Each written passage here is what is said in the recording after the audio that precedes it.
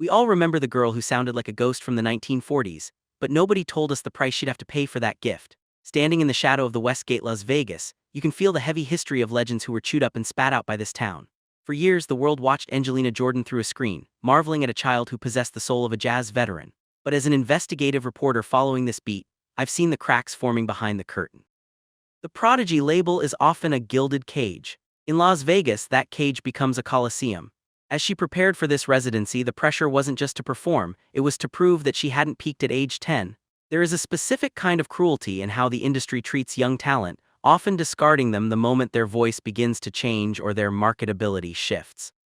Rumors have circulated in the industry for months that the transition into her 20s wasn't as smooth as her PR team suggested. Sources close to her camp hinted at a grueling schedule that pushed her vocal cords to the absolute limit, raising questions about whether she was being exploited for one last big Vegas payday. Seeing her walk onto that stage, barefoot and looking remarkably small against the massive architecture of the International Theater, you couldn't help but wonder if we were witnessing a triumph or a tragic swan song. The atmosphere was thick with anticipation, but also a strange, lingering dread. This is the stage where Elvis spent his final years, and the parallels were impossible to ignore. Was she here to claim her throne, or was she another victim of the relentless Vegas machine? When the world's most promising singer goes dark for an entire year, people don't just notice, they start to whisper about the unthinkable. For most of 2025, the music industry was haunted by a conspicuous absence. Angelina Jordan, the girl who once seemed to be everywhere, suddenly became a ghost. In the world of entertainment reporting, a blackout like that usually means one of three things: a legal battle, a medical crisis, or a total breakdown. The speculation was rampant. Some insiders claimed she had suffered a catastrophic vocal injury, while others suggested she had offed her own career by refusing to play the corporate game. My investigation into this period revealed a series of missed meetings and canceled sessions with top-tier producers. It wasn't just a vacation, it was a standoff. During this time, the overdose of content from other rising stars made her silence even louder. People were asking if she had lost the very thing that made her special, that deep, gravelly soul that defied biology. When the Las Vegas residency was finally announced, it didn't feel like a victory lap. It felt like a desperate reveal to prove she was still capable of hitting the notes. But the silence had changed her. She wasn't the smiling child from the talent shows anymore. She returned with a guarded energy, a woman who had seen the dark side of the spotlight and decided to fight back. This period of isolation is what led to the raw, unfiltered performance we witnessed in the desert. The industry wanted a puppet, but the silence gave her the space to become a person. But as she stepped back into the light, the question remained: would her voice hold up under the dry, unforgiving heat of the Nevada sun? In a city where everything is for sale, Angelina Jordan decided to offer the one thing money usually can't buy: the uncomfortable truth. The controversy surrounding the Vegas show began long before the first note was sung. When ticket prices for the front rows were revealed to be topping $800, the backlash was immediate.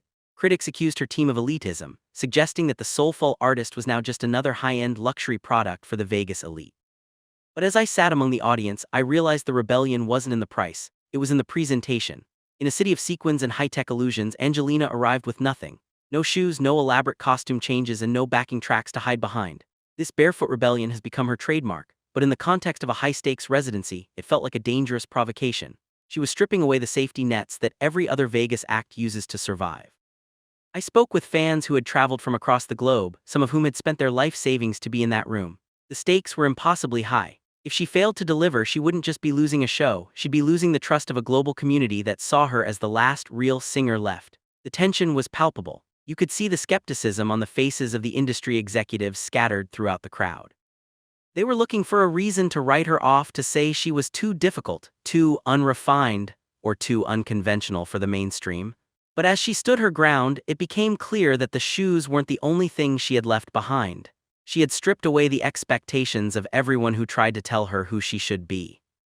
It was the moment every performer fears, but for Angelina Jordan, a single failure on stage turned out to be her most powerful weapon. During the middle of her set, something happened that usually signals the end of a career in a town like this. While performing an original ballad that touched on the themes of isolation and unseen pain, her voice did something unexpected. It cracked. In the high-pressure environment of the Westgate, where every sound is amplified to perfection, that slight break in her vocal delivery felt like a gunshot. The room went dead silent. As a reporter, I've seen artists recover with a joke or a rehearsed smile, but Angelina didn't hide. She leaned into it. She let the raw, unpolished emotion of the moment hang in the air. This wasn't the polished product the labels had been demanding. It was a human being experiencing a shocking level of vulnerability in front of thousands of people. Some in the crowd whispered about vocal fatigue or the OD of stress she had been under, but the reality was much more profound. That moment of imperfection was the most honest thing to happen in Las Vegas in decades. It proved that she wasn't a programmed machine, she was a woman carrying the weight of a decade of expectations. The vocal accusations that had been swirling online suddenly felt irrelevant. It didn't matter if she could hit every note with surgical precision, what mattered was that she could make you feel the SHT she had been through to get to that stage. The audience didn't recoil, they leaned in. It was a masterclass in turning a perceived weakness into an undeniable strength. Behind the scenes, a secret war was being waged for the future of her music, and the exposed truth is far messier than the public realizes. My investigation into Angelina's career trajectory revealed a series of accusations surfaced regarding her relationship with major record labels. It is no secret that she has remained fiercely independent, but the revealed details of the contracts she turned down are staggering. Sources indicate that she was offered multi-million-dollar deals that came with one major catch: she had to give up creative control. They wanted to turn her into a dance pop icon, a product that could be easily marketed to the masses. When she refused, the industry allegedly tried to freeze her out. This Vegas residency was her way of showing that she didn't need the gatekeepers to find an audience, but being independent in an industry designed to crush outliers is a dangerous path. I've seen the emails and the memos. The pressure on her to conform was DMN near unbearable. There were moments when it looked like she might disappear forever rather than sell out. In the VIP booths that night, you could see the suit and tie crowd watching her with a mix of admiration and fear. If she succeeds without them, she proves the entire system is obsolete. Her performance was a direct challenge to the robotic nature of the modern music business. Every note was a reminder that you can't manufacture soul and you can't buy the kind of loyalty she has built with her audience. It wasn't just a concert, it was a frontline report from a war she is currently winning. As the final curtain fell, one question remained. Had we just witnessed the birth of a legend or the final act of a shooting star? The emotional exposed reality of seeing Angelina Jordan in 2026 is that she is a woman out of time. She doesn't belong to the era of viral dances and 15-second hooks. She belongs to the lineage of Billie Holiday, Nina Simone, and the greats who understood that music is a matter of life and death. As she took her final bow, the applause wasn't just for the music, it was for the survival. She has navigated the criminal pitfalls of the industry and come out on the other side with her integrity intact. But the road ahead is still treacherous. The speculation about her future will continue to swirl. Will she stay in the safety of the Vegas residency, or will she take this shocking energy back to the global stage? As a reporter who has seen many next big things fade into obscurity, I can tell you that Angelina is different. She isn't seeking fame, she's seeking a connection that most people are too afraid to even acknowledge. The untold story of her Vegas run is that she didn't just perform for us, she made us look at the parts of ourselves we usually try to hide. Whether she becomes the biggest star in the world or remains a cult icon for those who value authenticity, she has already done the impossible. She survived the machine. And in this town, that is the most revealed truth of all. The lights of the Strip might be bright, but for one night at the Westgate, the brightest thing in Las Vegas was a barefoot girl with a voice that refused to be silenced.